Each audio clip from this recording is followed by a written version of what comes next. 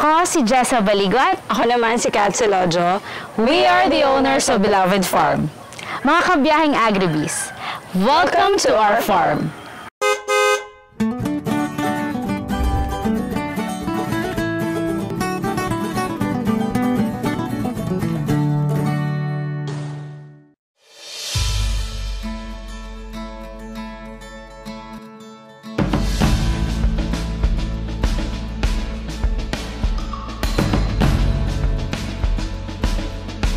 Beloved Farm is hydroponics farm.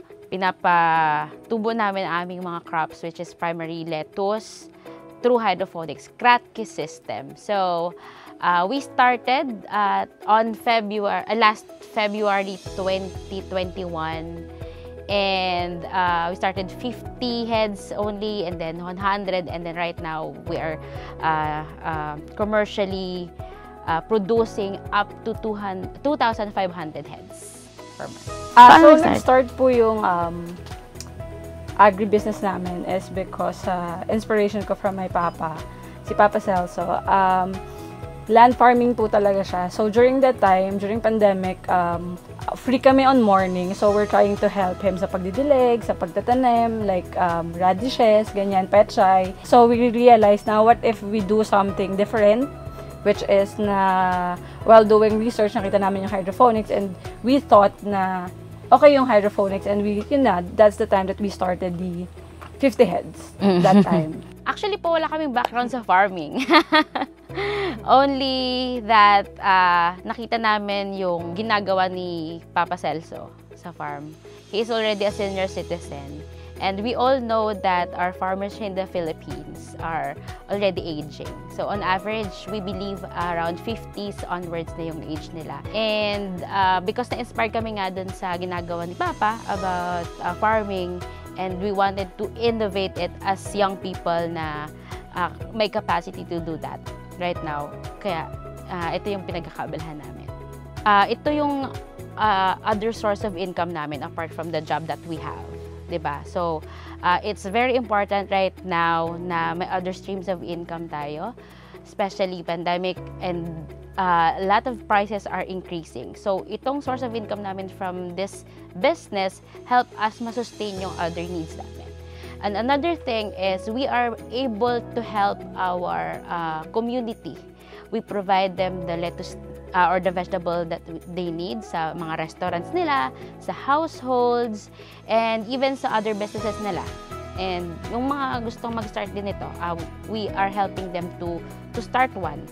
And last is we are able to create jobs. So we have a couple of people na part na ng Beloved Farm. We have Kuya Bon, we have Cyril, and sometimes from time to time, pag malaki yung workload at medyo busy din kami on other things, kumukuha pa kami ng other people to join us and help Beloved Farm succeed. Our vision is here in our region, in Mimaropa, we really would like to be one of the largest vegetable producers, local producers, so that our community would be able to or magkaroon sila ng more power or capacity to buy high-value crops in a low price. So, yun po yung aming vision. So, we are starting in lettuce right now, but later on, we will become an integrated farm producing other crops as well. In terms of the mission naman, what we are really doing right now as part of our mission is we really aspire to inspire more youths to engage in farming so that they will realize the goodness and abundance that agriculture has to offer. So mainly, if they actually started, if sinimulan nila yung pagpa-farming and know the basics of it and then commercialize as well like we did, yun, malaman nila how appreciative they could be dahil right now, yun yung naranasan namin here in our enterprise. As young people, as part of the young generations right now, ang nagtulak talaga sa amin is to help our community na magkaroon ng sustainable living. So, since we have these crops locally available, ang purpose talaga nito is to really help. This is for them. This is for our community. This is not just because of the business. This is not just because of us, but this is for our community. Meron po kaming initial personal savings na in-invest para i-trial po yung aming negosyong ito. So, ang initial investment po namin is 10,000 pesos. So, may maliit po kaming greenhouse. Kapaloob po ng greenhouse na yun ay ang aming mga materials para sa aming unang 50 heads na production. So, ang pinagastusan namin po doon ay yung mga grow box, mga coco peat as our medium. We also have our seeds and nutrient solutions para po mapalago yung aming mga tanim. Sa negosyong ito po kami nag-engage dahil sa ang pagkain po ay ang ating pangunahing kailangan sa ating buhay. At syempre po, hindi lang po para sa amin yung ginagawa namin ngayon, bagamat ito ay para sa ating komunidad, sa ating kapwa-tao, na magkaroon po tayo ng food security. Gusto naming maibsan at masuportahan ang programa ng Department of Agriculture as well para po ay magkaroon tayo ng mas masaganang buhay. So, maliban kasi sa food security assistance na nagagawa sa aming mission na ito, nagkakaroon din po kami ng oportunidad na kumita para sa of course sa aming mga sarili, sa pangangailangan sa bahay, sa pamilya, at pagdagdag din po ng resources dito sa aming negosyo. Ang aming unang na-receive na assistance ay ang financial grant mula sa Young Farmers Challenge na programa ng Department of Agriculture. Naka-receive po kami ng provincial level grant, a total of 100,000 pesos. And nanalo rin po kami sa competition after ng provincial sa regional level sa buong Mimaropa po. At kami po yung nanguna doon at naka-receive po kami ng another 150,000 sa Department of Agriculture ulit sa Young Farmers Challenge. So that's a total of 250,000. And other assistance na tatanggap po namin maliban sa financial ay ang assistance po na ibibigay ng aming lokal na pamahalaan ng Ojongan sa panguna po ni Mayor Trina Fermalo dahil every time po na nag-advertise kami ng aming mga produkto, sa dami ng followers niya at nare-reach sa kanyang social media ay natutulungan po kami mag-market ng aming mga produkto. Sa dami po ng sumusuporta sa amin at sobrang taba po ng puso namin dahil doon.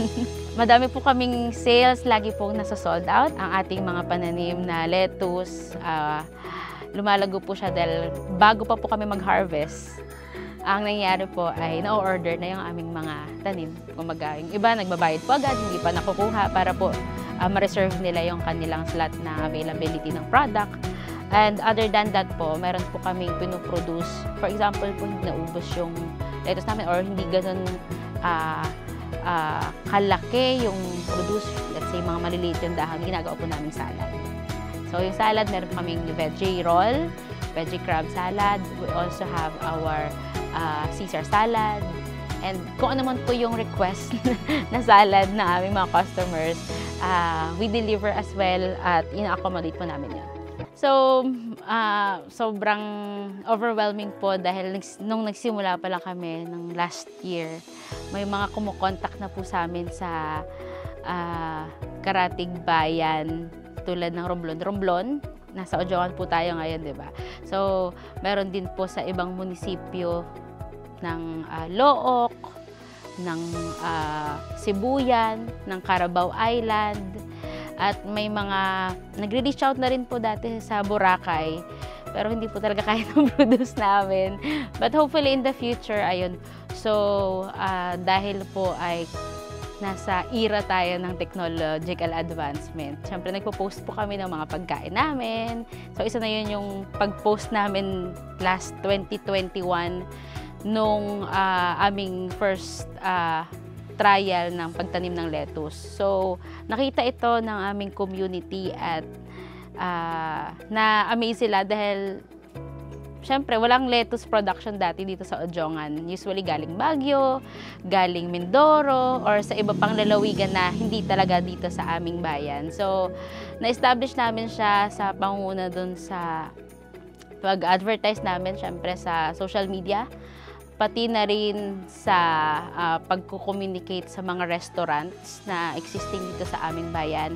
Ang consistent po namin at partners naming tinuturing ay ang mga restaurants tulad ng Kingdom of Jamadia, Castu, Bear Bears, Tankies, Get to Plates, we also have Barrel Tops, and yung mga online business owners po na nagbibenta rin ng pagkain na included po yung aming gulay.